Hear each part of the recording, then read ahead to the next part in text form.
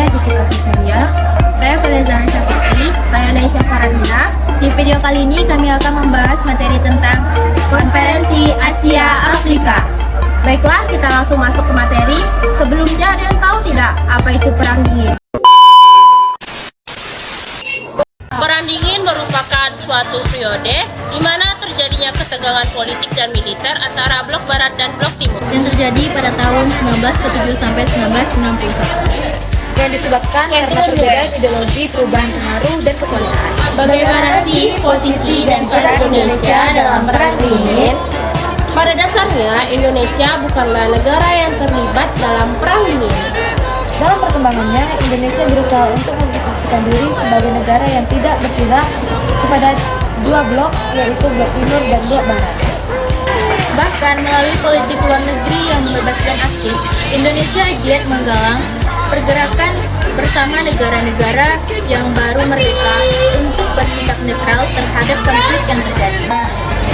Adapun salah satu peranan Indonesia dalam Perang Dingin yaitu Konferensi Asia Afrika. Konferensi Asia Afrika merupakan sebuah konferensi antara negara-negara kawasan Asia Afrika yang kebanyakan adalah negara-negara yang baru merdeka. Konferensi Asia Afrika dilaksanakan pertama kali di Bandung pada tanggal 18 sampai 24 April 1945 pada masa Kabinet Ali Sastroamidjojo, yang dimana bertujuan untuk menjalin kerjasama antara negara-negara Asia dan Afrika, mempertimbangkan masalah sosial, ekonomi, dan budaya, mempertimbangkan masalah-masalah yang menjadi perhatian khususnya bagi bangsa Asia Afrika, memperhatikan posisi Asia Afrika dan masyarakat di dunia saat ini, menjalin kerukunan antar umat beragama.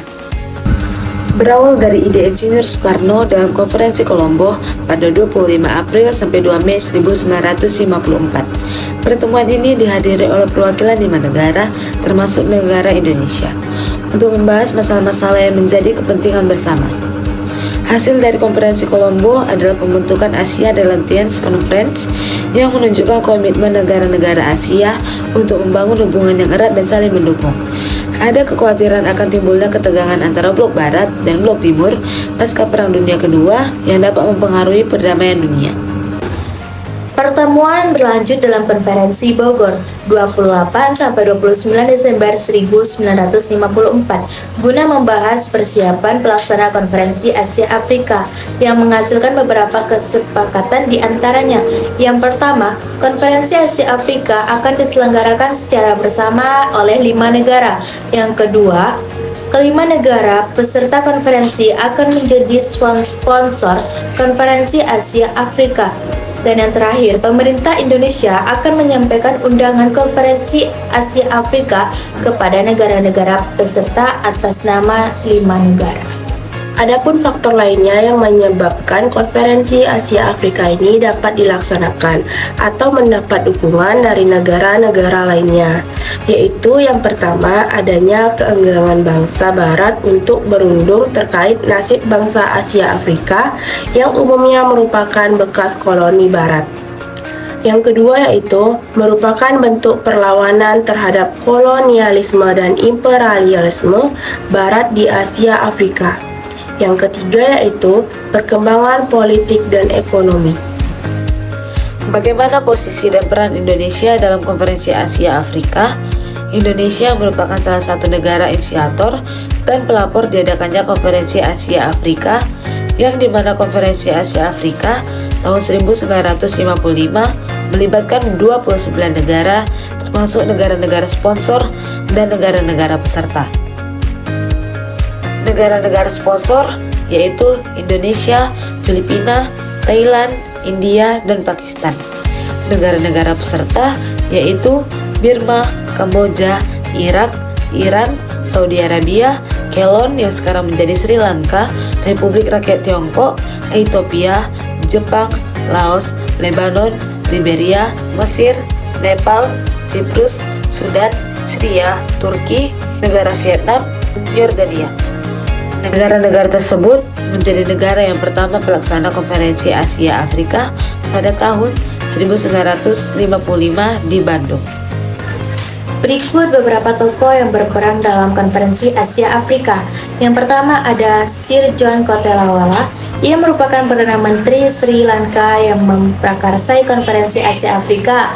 Dalam konferensi Asia Afrika, ia berpidato mengkritik kepemilikan senjata nuklir negara-negara barat dan mengajak peserta untuk menjaga perdamaian dunia. Yang kedua ada UNU. Ia merupakan Perdana Menteri Myanmar yang juga dikenal sebagai sastrawan dan politikus. Yang ketiga ada Jawaharlal Nehru. Ia merupakan Perdana Menteri India. Yang keempat ada Ali Sastrawamid Jojo. Ia merupakan Perdana Menteri Indonesia yang juga memimpin sebagai konferensi Asia Afrika. Selanjutnya yang kelima, Muhammad Ali. Ia merupakan Perdana Menteri Pakistan. Yang keenam, Roseno. Ia merupakan Menteri Perekonomian Indonesia yang menjabat sebagai Ketua Komite Ekonomi. Dan yang terakhir ada Muhammad Yamin. Ia Menteri Pendidikan, Pengajaran, dan Kebudayaan Indonesia yang menjabat sebagai Ketua Komite Kebudayaan. Terlaksananya konferensi Asia Afrika di Indonesia pertama kali menjadikan posisi Indonesia diperhitungkan di dunia internasional, terutama masalah Irian Barat. Apa saja yang dihasilkan dari konferensi Asia Afrika? Konferensi Asia Afrika yang dilaksanakan pada tanggal 14 sampai 24 April 1995 menghasilkan sebuah deklarasi perdamaian yang dikenal sebagai Dasar Sila Bandung.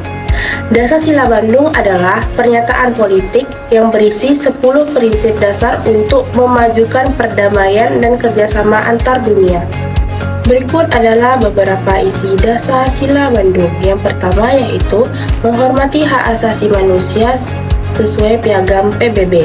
Yang kedua, menghormati kedaulatan dan keutuhan wilayah semua negara. Yang ketiga yaitu persamaan hak antar bangsa baik besar maupun kecil. Yang keempat, tidak mencampuri urusan dalam negeri negara lain. Yang kelima, menghormati setiap bangsa untuk mempertahankan diri. Yang keenam, tidak melakukan agresi atau kekerasan terhadap kedaulatan wilayah atau kedaulatan politik suatu negara. Yang ketujuh, menyelesaikan perselisihan internasional secara damai. Yang kesembilan, memperbesar rasa saling mengerti dan kerjasama. Yang kesepuluh, menghormati keadilan dan cita-cita internasional. Bagaimana eksistensi konferensi Asia Afrika saat ini? Tahun 2015, KA yang ke-60 diselenggarakan di Jakarta pada 19 sampai 23 April dan Bandung pada 24 April yang dihadiri 89 kepala negara atau pemerintahan dari 109 negara di kawasan Asia Afrika. Adapun pembahasan pokoknya yaitu isu strategis yang dihadapi dunia saat ini di politik, ekonomi, budaya, dan keamanan internasional. Konferensi Asia Afrika memiliki banyak dampak, di antaranya yang pertama meningkatkan citra Indonesia, yang artinya Indonesia sebagai tuan rumah Konferensi Asia Afrika mendapatkan pengakuan dan dukungan internasional atas perjuangan untuk merdeka dari penjajahan.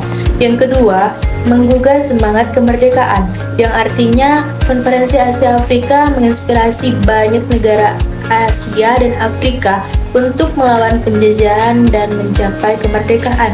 Yang ketiga, menurunkan ketegangan politik global, yang artinya Konferensi Asia Afrika menjadi penengah antara dua blok yang berseteru, sehingga dapat mengurangi ketegangan akibat Perang Dingin. Yang keempat,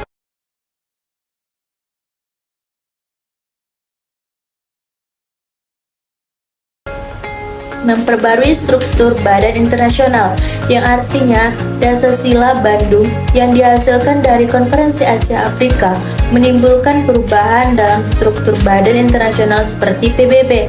Yang kelima, membawa lahir gerakan non-blok, yang artinya Konferensi Asia Afrika membawa kepada terbentuknya gerakan non-blok pada tahun 1961. Dan yang terakhir, mengadopsi kebijakan politik luar negeri bebas aktif, yang artinya Indonesia, India, Birma, dan Sri Lanka mengadopsi kebijakan politik luar negeri bebas aktif yang kemudian diikuti oleh negara-negara lain. Sekian video penjelasan dari kami, semoga bermanfaat bagi yang menonton. Terima kasih. Assalamualaikum warahmatullahi wabarakatuh. Bye-bye.